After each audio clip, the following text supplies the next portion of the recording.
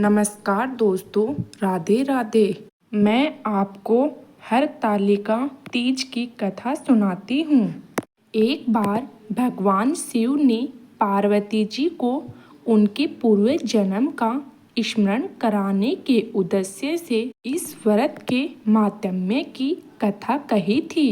श्री भोले शंकर बोले, हे गौरी, पार्वती राज, हिमालय पर स्थित गंगा के तट पर तुमने अपनी बाल्य अवस्था में 12 वर्ष तक अंधोमुखी होकर घोर तप किया था।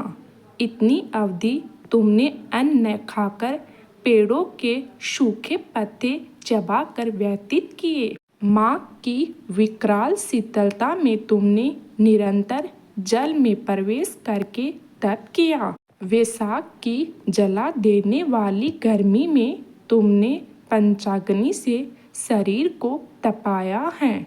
श्रावण की मूसलाधार वर्षा में खुले आसमान के नीचे बिना अन्न जल ग्रहण किए समय व्यतीत किया है। तुम्हारे पिता तुम्हारी कष्ट साध्य तपस्या को देखकर बड़े दुखी होते थे। उन्हें बड़ा कलेश होता था। तब एक दिन तुम्हारी तपस्या तथा पिता के कलेश को देखकर नारद जी तुम्हारे घर पधारे। तुम्हारे पिता ने हृदय से अतिथि सत्कार करके उनके आने का कारण पूछा। नारद जी ने कहा, गिरिराज, मैं भगवान विष्णु के भेजने पर यहाँ उपस्थित हुआ हूँ। आपकी कन्या ने बड़ा कठोर तप किया है। इससे प्रसन्न होकर वे आपकी सुपुत्री से विवाह करना चाहते हैं। इस संदर्भ में आपकी राय जानना चाहता हूँ। नारद जी की बात सुनकर गिरिराज गदगद हो उठे।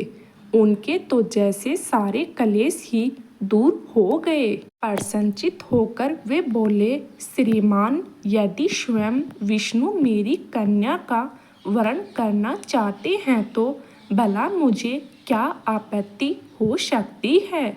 वे तो साक्षात ब्रह्मा हैं। हे महर्षि, यह तो हर पिता की इच्छा होती है कि उसकी पुत्री सुख संपदा से व्यतीत पति के घर की लक्ष्मी बने।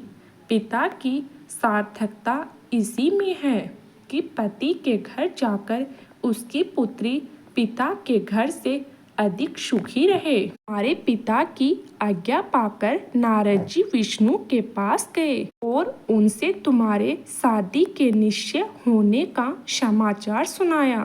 मगर इस विवाह संबंधी की बात जब तुम्हारे कान में पड़ी तो तुम्हारे दुख का ठिकाना न रहा। तुम्हारी एक सखी ने तुम्हारी इस मानसिक दशा को समझ लिया और उसने तुमसे उस दुख का कारण जानना चाहा।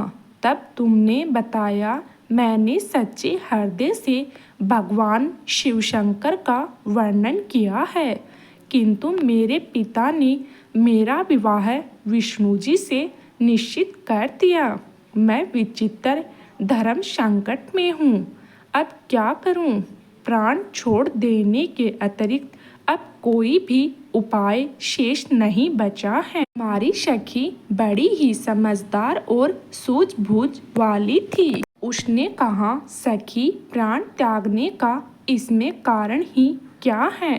संकट के मौके पर धैर्य से काम लेना चाहिए।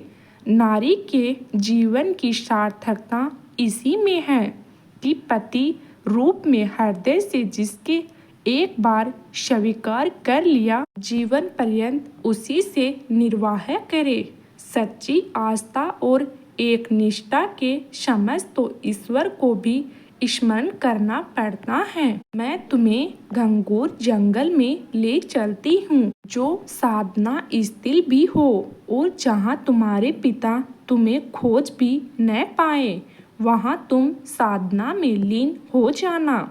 मुझे विश्वास है कि ईश्वर अवश्य ही तुम्हारी सहायता करेंगे। तुमने ऐसा ही किया।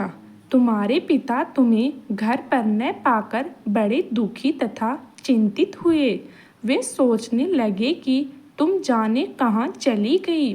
मैं विष्णु जी से उसका विवाह करने का प्रण कर चुका हूँ। यदि भगवान विष्णु बारात लेकर आ गए और कन्या घर पर न हुई तो बड़ा अपमान होगा। मैं तो कहीं मुँह दिखाने के योग्य भी नहीं रहूँगा। यही सब सोचकर गिरिराज ने जोर शोर से तुम्हारी खोज शुरू करवा दी।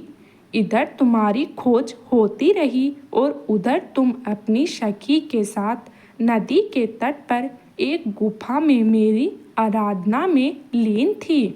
भाद्रपद शुक्ल तृतीया को हस्त नक्षत्र था। उस दिन तुमने रेत के शिवलिंग का निर्माण करके व्रत किया।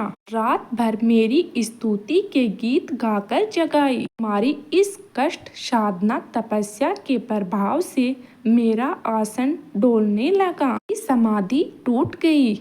मैं तुरंत तुम्हारे समक्ष जा पहुंचा और तुम्हारी तपस्या से प्रसन्न होकर तुमसे वर मांगने के लिए कहा। तब अपनी तपस्या के फलस्वरूप मुझे अपने समक्ष पाकर तुमने कहा, मैं हृदय से आपको पति के रूप में वर्णन कर चुकी हूँ। यदि आप सचमुच मेरी तपस्या से प्रसन्न होकर आप यहाँ पधारे हैं तो मुझे अपनी अर्धांगिनी के रूप में स्वीकार कर लीजिए। अब मैं तथास्तु कहकर कैलाश पर्वत पर लौट आया। प्रातः होते ही तुमने पूजा की समस्त सामग्री को नदी में प्रवाहित करके अपनी सहेली सहित व्रत का प्राण किया। उसी समय अपने मित्र बंधु व दरबारियों सहित गिरिराज तुम्हें खोजते खोजते वहां आ पहुँचे और तुम्हारी इस कष्ट साधना तपस्या का कारण तथा उद्देश्य पूछा। उस समय तुम्हारी दशा को देखकर गिरिराज अत्यधिक दुखी हुए और पीड़ा के कारण उनकी आंखों में आंसू उमड़ आए थे। तुमने उनके आंसू पोंछते हुए विनम्र स्वर में कहा, पिताजी, मैंने अपने जीवन का अधिकांश समय कठोर तपस्या में बिताया है।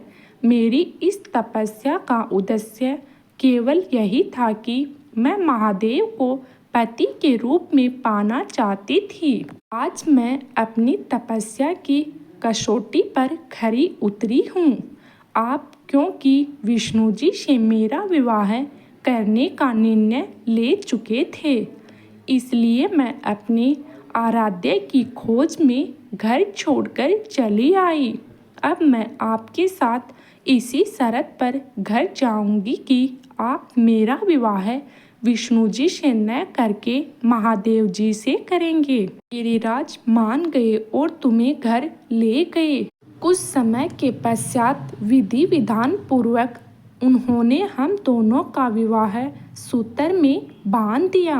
हे पार्वती, भाद्रपद की शुक्ल तृतीया को तुमने मेरी आराधना करके जो व्रत किया था उसी के फलस्वरूप मेरा तुमसे विवाह हो सका। इसका महत्व यह है कि मैं इस व्रत को करने वाली कुंवारी कन्याओं को मनोवांछित फल देता हूँ। ये सौभाग्य की इच्छा करने वाली प्रत्येक युक्ति को इस व्रत पूरी एक निष्ठा तथा आराधना से करना चाहिए। बोलो शंकर और माता पार्वती की जय।